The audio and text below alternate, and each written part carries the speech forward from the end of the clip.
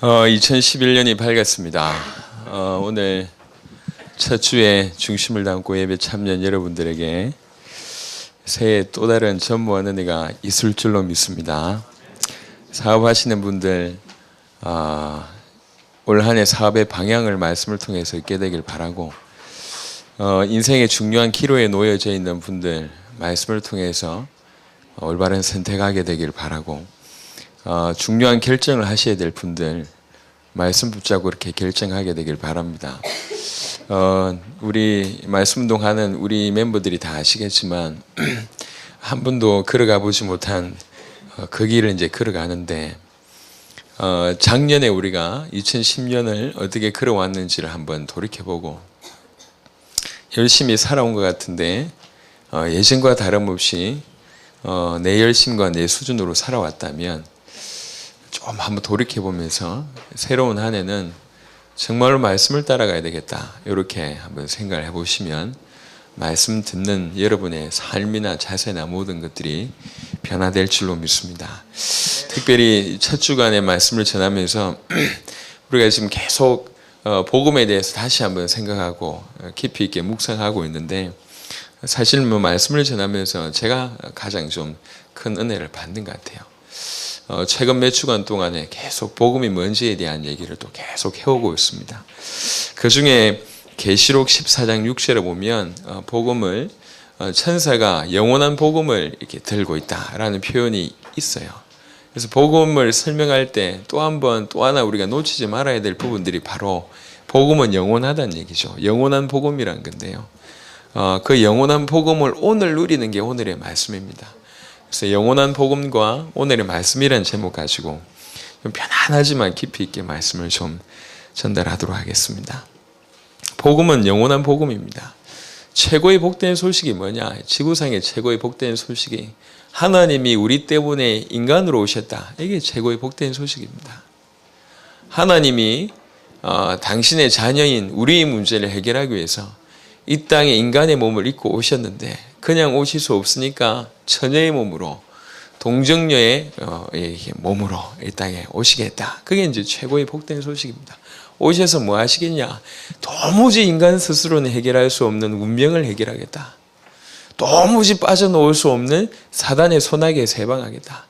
도무지 그 굴레에서 벗어날 수 없는 죄의 문제를 해결하겠다. 어떤 방식으로? 죽음을 통해서 해결하겠다. 피제사를 통해서 해결하겠다. 그 얘기입니다. 단순히 육신의 몸을 입고 오셨을 뿐만 아니라 이런 일을 하시겠다. 그게 우리 인간이 받을 수 있는 소식 중에, 축복 중에 최고의 축복입니다. 이게 처음부터 인간이 타락하자마자 처음부터 창세기 3장 15절에 여인의 후손으로 말미암아 이거 하겠다. 출애굽기 3장의 어떤 형태로 피제사를 통해서 희생 제물로서 일을 하시겠다. 그분만이 요한복음 14장 6절에 하나님을 만나는 길이다. 쭉 얘기를 하고 있는 거예요. 이게 이제 복된 소식이죠.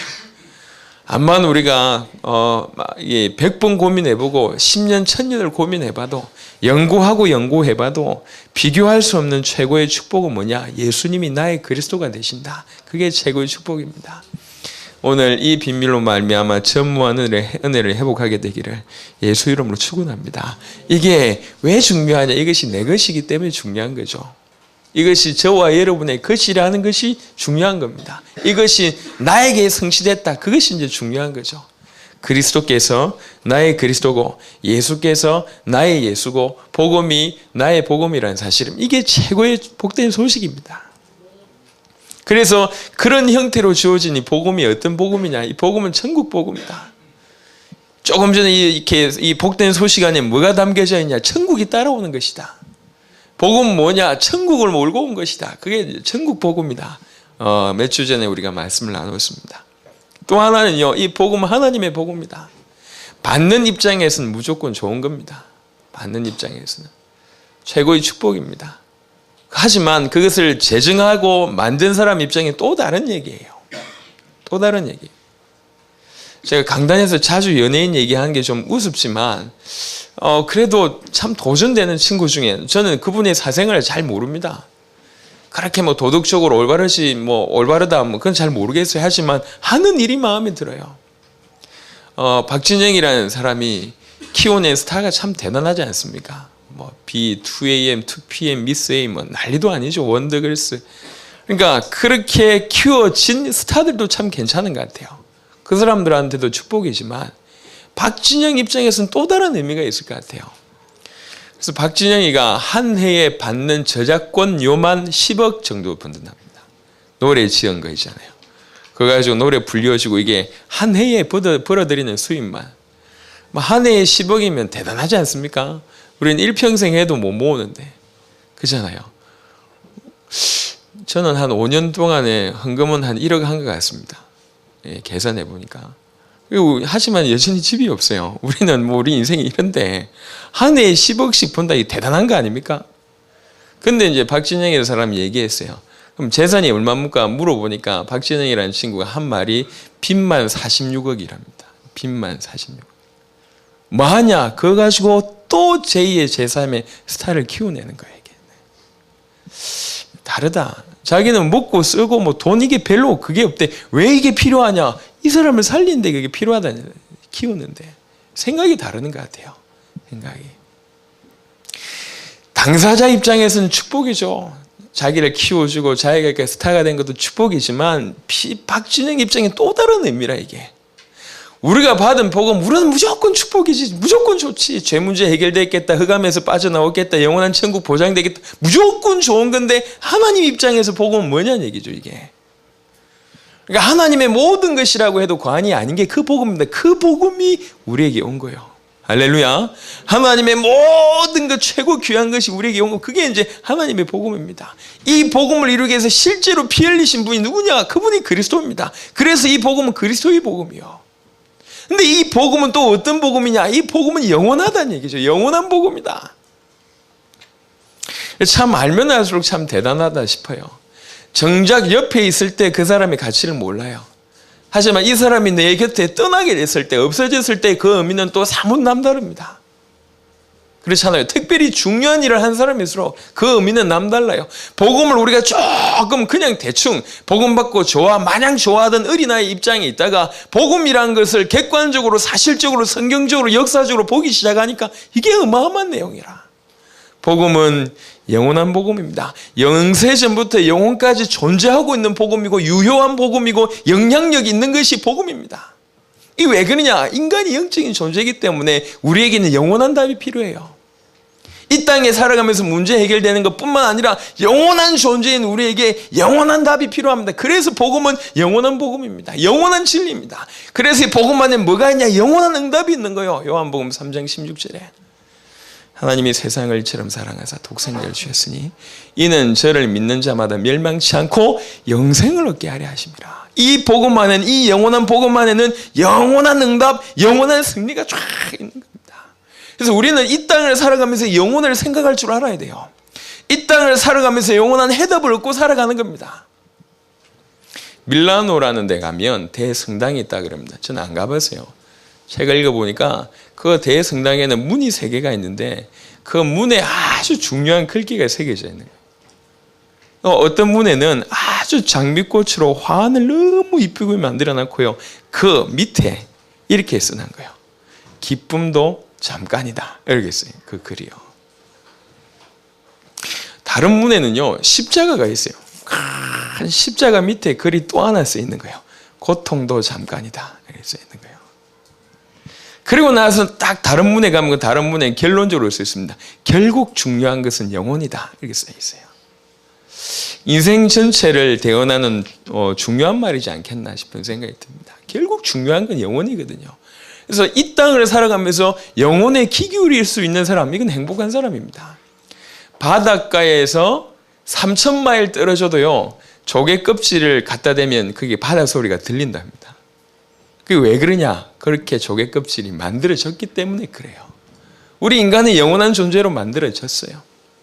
그러니까 영원한 해답을 얻지 못한 인간은 방황할 수밖에 없어요. 영원한 해답을 얻지 못한 인간은 암만 다른 걸 채워도 그게 임시형편이지 답이 못 돼요. 이 땅을 살아가는 사람들 중에 누릴 것을 최고로 누려본 사람들 중에 대표 주자가 솔로몬인 것 같아요. 솔로몬. 그러니까 1,000만 한 1,000명쯤 된다 그러니까 이게 보통 사건 아니죠. 할렐루야. 황금 궁전에 육신적으로, 과학적으로, 쾌락적으로 누릴 걸 다 누려봤어요. 뭐라고 솔로몬은 본인이 이렇게 표현했어요. 먹고 즐거워하는 일에 누가 나보다 승하겠냐. 전도서 2장 25절에 얘기했습니다. 눈이 원하고 입이 원하고 육체가 원하고 마음이 원하는 것을 무엇이나 다 해본 인간이 누구냐? 솔로몬이에요. 근데 이 솔로몬이 참 기가 막힌, 그렇게 다 누려보고 내린 결과가 그 유명한 전도서 1장 2절입니다. 헛되고 헛되며 헛되고 헛되니 헛되도다, 이렇게 얘기했어요. 그게 다 누려본 사람이 솔로몬이 한 말입니다. 영혼과 하나님으로 채워야 될 공간에 암만 임시 대용품들을 채워진다 하더라도 이게 답이 없어요. 심지어는 우리는 어느 정도냐? 우리의 마음은 우주를 담고도 모자랍니다. 왜 그러냐? 인간은 우주보다 초월적인 존재라서 그래요. 우주를 담아본다 한들 모자래요. 그게 인간의 마음입니다. 영원한 답, 하나님으로 채워지지 않으면 우리 인간에게는 만족이라는 건 없게 되어 있습니다. 그게 인간이요. 인간.